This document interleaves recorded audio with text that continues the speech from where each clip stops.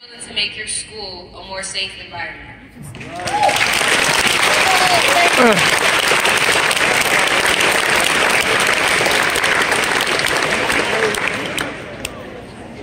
Now turn to your left or your right if you need to, and shake the person's hand next to you if you would like to become a member of the Brockport community and make it a healthier environment.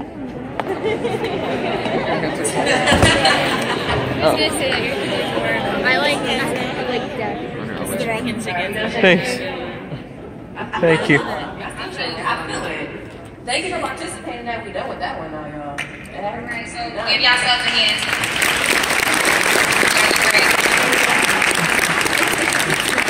Alright, so basically, stand-up, sit-down is an interactive that we do sometimes. And the main message that we get out of stand-up, sit-down is that we all have to come together as a community and build each other. And it's very important to build bonds and relationships with new students because it is kind of hard going to a new environment with all these new people, and you just want to get to know people and just have those healthy relationships, have somebody to lean on, talk to, high five every day, you know. So that's one of the reasons why we do this interactive. And sometimes it makes it easier when you know the person next to you, or even just a little story about them. As you guys see, when you all stood up, it was because you had something that was similar to each other. You had something that you guys could agree on, that you both ran through the same exact thing, but it's a little bit different. And so I'm pretty sure that after you know something about a person, it can be a little bit easier to say hi in the hallways or you walk into class or something, or just be friends. So that's another reason why we do it. And it also makes you feel a little bit better to know that you're not the only person going through certain things. So you know that a lot of times I feel like I'm the only person in the world going through things, but she could be going through it too. And it helps me a lot to have someone to talk about. Yes, and actually, this another thing that we get from this is like you want to be the change that you want to see. So when you go out into this world, like it doesn't end at Brockport. You have a whole life ahead of you. You know, we in the same boat. I'm saying it like that, but we have a whole lot ahead of us and stuff like that. So it's like it's just good to be that positive role model and help build those connections and those relationships that can expand beyond college. And never let any situation define you. Not a bad one, at least. All those good situations you guys are going to go through while you guys are in college, let those ones help you be the person that you are. And those bad ones, don't let them break you down, but let those be motivation to do a little bit better in life, to strive higher and to help people in your world. All right. That's what we got. Thank you. Thank you. Oh, it's on. Okay. You ready? Well, all right, so the next interactive we're going to do is going to require a little bit more attention, right? It's called hands together. So what's going to happen is first, this is my side. And this is my side. And that's it. So first off, what we're going to do is, I'm going to try to get all of us on the same recording. So when I'm going to clap, we'll start off slow, and I'm going to try to get all of us to clap at the same time.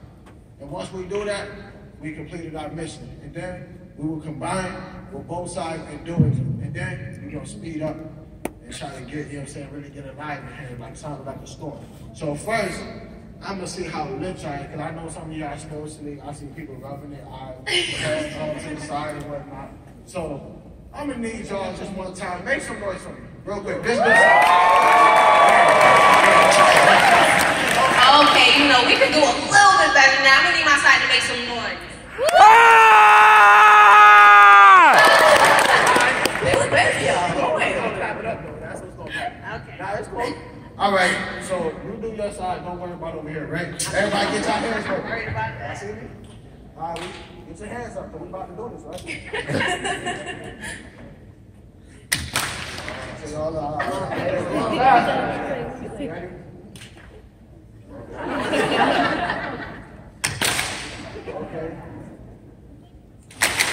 Okay, we almost there. I like it. One time. There it goes. Man, we about to do this. Y'all ready? I really have like no type of. Hands ready. I'm not. Hold on. They got it right. They all in the same group. Now we did that.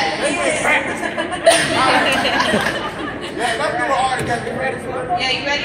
Y'all ready? In unison. We're going to get it all at the same time. One. Okay.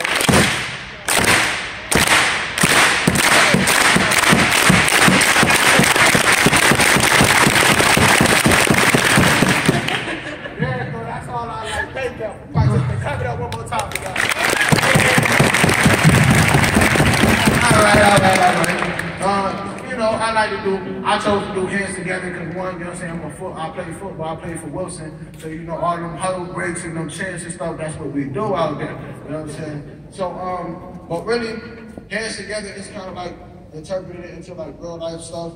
It's kind of like getting all on one accord because some people may start off a little bit slower, some people may start off faster, but at the same time, we all got that common goal. I'm pretty sure everybody here that either going to college not to get a degree. I'm pretty sure everybody wants to succeed. And as a community, we are trying to be one. Like I said, I'm trying to come here in the spring semester. You know, all right, so yeah, thank you.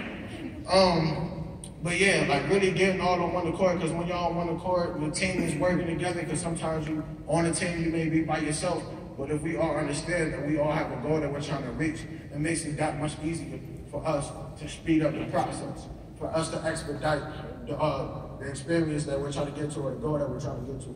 Any other things that you want to incorporate, Chief? No, we just want to thank you guys for having us. Like, I really enjoy you guys. I hope to see y'all sometime soon. I'm trying to get up in here. And you guys are great. Thank you.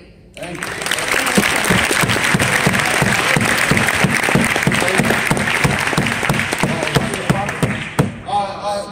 Does anybody have questions about teen empowerment or for any of us individually?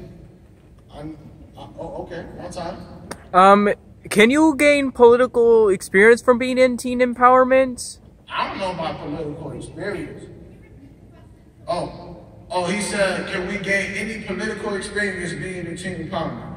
I would say, yeah, I would say yeah, because we do interact with like the mayor. We even have some like ends on the mayor candidacy being ran in Rochester right now, and they definitely try to get us to vote. And we always talk about current events. So whether it be the United States president or hey, all I did was come to throw it. You said it. Or just the stuff that's going on in Rochester or cities or states close to us. We definitely do learn about political stuff within teen empowerment. Yes. Any other questions? Don't be scared though, because I'm not. How long has this program been around for? How long has teen empowerment been around for? 25 years, going on 26. Thank you. So it started off in Boston, and we actually have only one teen empowerment site in Rochester. I think it's another site in Somerville. So it's only one of us right now in Rochester. But we hope to expand. So. How do you get involved with teen empowerment? Okay, so how do you get involved? By living in the Rochester community. Go ahead, talk about it. So I'm going to tell you how I got involved with teen empowerment. So I lived directly down the street from it when I was younger, and there were these flyers that said a job, and it said there was a lot of money for a couple of hours. So I was like, okay, I need a job. I'm 14. But when I went, the interview process was so nice, and it was like therapeutic. And so, you know, I didn't get the job the first time. Let y'all know this right now, okay? That's the bummer part. I did not get the job the first time, but what I did was I kept coming around. I volunteered for events. I made sure that I always stuck around. I stopped by to say hi to the guys. Just kept a good, positive connection. And I also made sure that the same exact positive attitude I had inside of teen empowerment was the same exact one that I took out into my own community. And so that was how I got involved with it. Just coming to the events and just staying positive, just always being around. So if you want to, that's how you can too. Any other questions? You have to be between the ages of 14 and 20.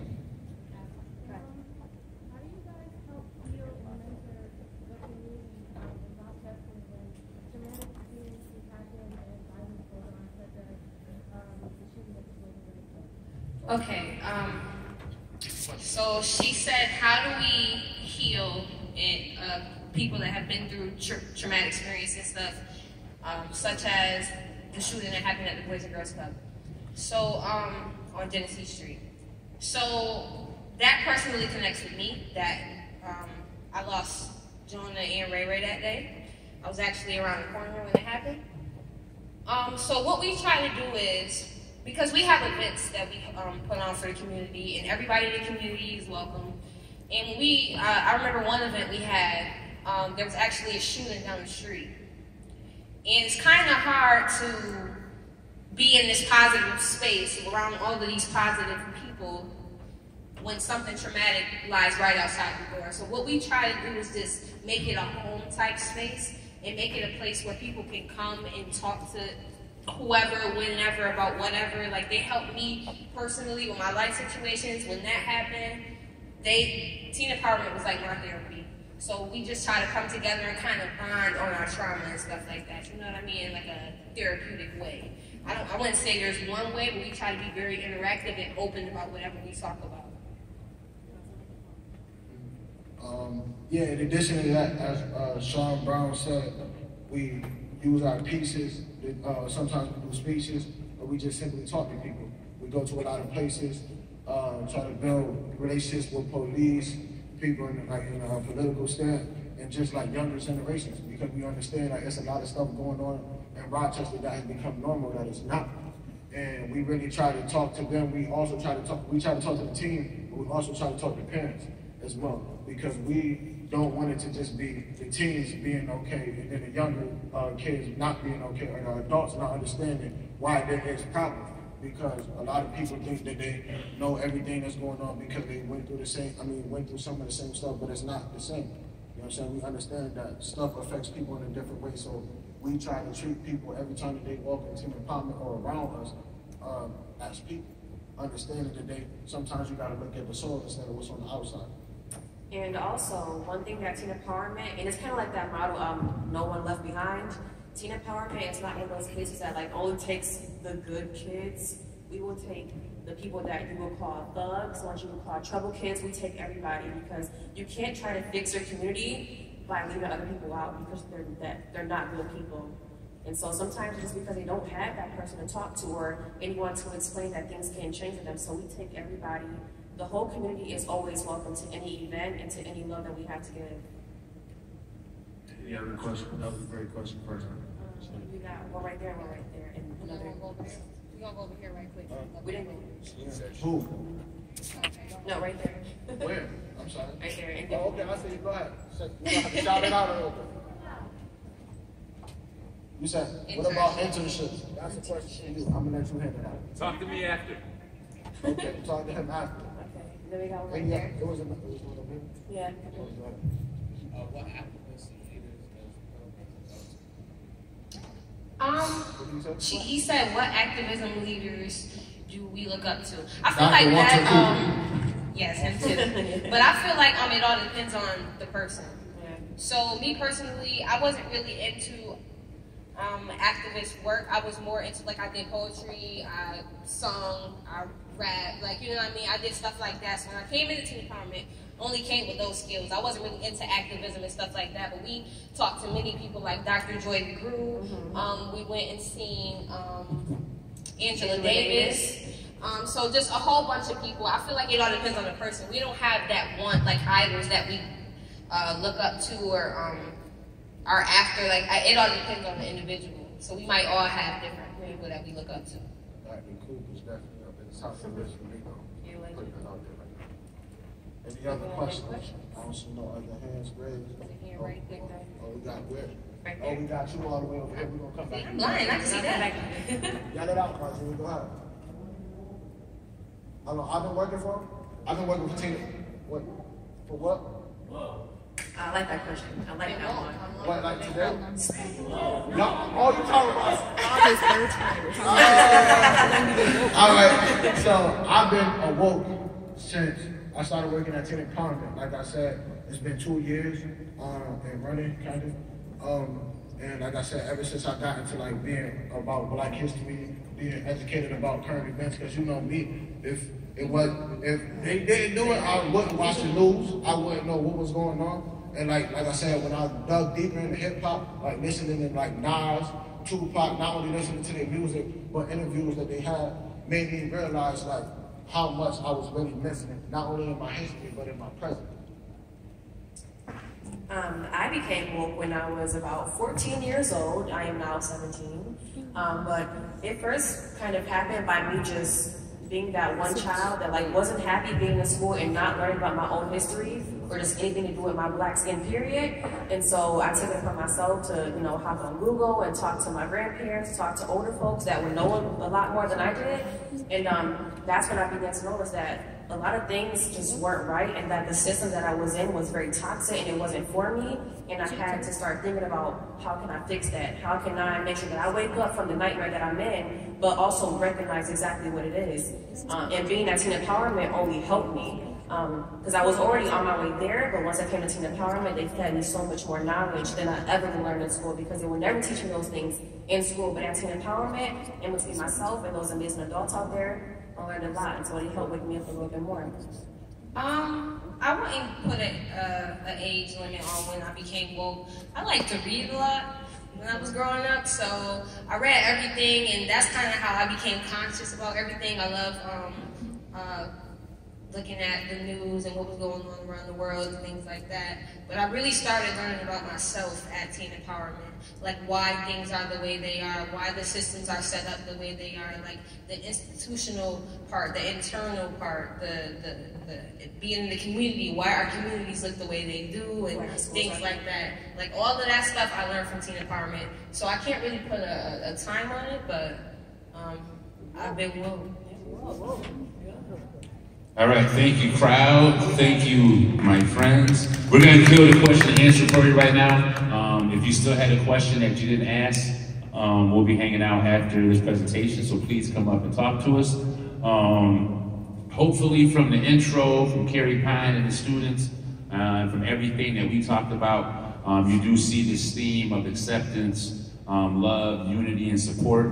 I know you folks have been going over your Better Community Pledge that Brockport kind of wants all the students to interact with each other based on. I think it's a beautiful document. I'm proud to say that I'm an alumnus of the school that actually created a document that kind of governs and explains how we want the whole student body to really teach each other, treat each other, for this to really be a safe and accepting community. So right now we're gonna go to a little video about the Better Community Pledge.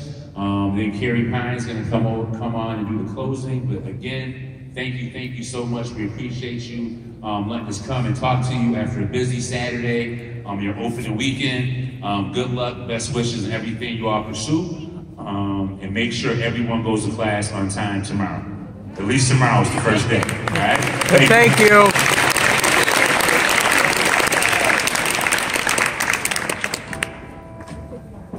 As members of the College of Brockport, State University of New York, we choose to be a part of an academic community that is dedicated to principles that foster integrity, civility, and justice. As citizens of a broad and pluralist society, we encourage those of all cultures, orientations, and backgrounds to educate, understand, and respect one another in a safe environment. This Better Community Statement is a declaration of the values and beliefs of both the college and student senates and the administration of the College of Brockport. We respect the dignity of all persons and assume the best about them. We challenge and reject all forms of bigotry while striving to learn from each other's differences. We celebrate our differences while appreciating our similarities. We value an inclusive environment, accepting of each other's differences. We respect the rights of each and every member of the community, regardless of race, ethnicity, national origin, religion, creed, age, sex, gender identity, gender expression, sexual orientation, medical condition, body size, disability, marital status, familial status, pregnancy, pre-existing genetic characteristics, veteran status, domestic violence victim status, ex-offender status, and or socioeconomic status. We realize that our common interests exceed our individual differences. We invite the exploration of new ideas that can stretch us beyond artificial barriers. We affirm that the well-being of our individual units, groups, organizations, and core disciplines cannot be separated from the overall college community. We respect and affirm the transcendent values and the principles of the overall college community.